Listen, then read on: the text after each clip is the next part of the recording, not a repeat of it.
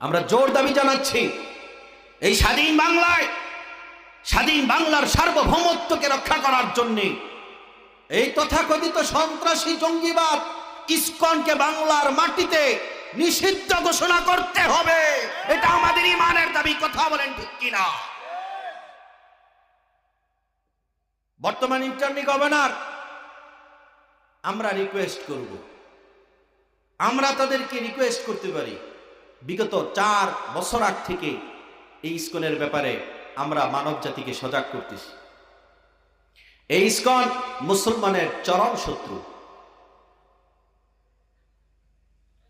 তথাকথিত নিগোষ্ঠী সনাতন ধর্মের যে হিন্দুরা আছে তাদের সাথে মুসলমানের কোনো দ্বন্দ্ব নাই, বুঝতেছেন? কিন্তু এটা হিন্দুত্ব নামে সন্ত্রাসী কর্মকাণ্ডের একটা সংগঠন। এটা মুসলমান কখনো মেনে নিতে পারে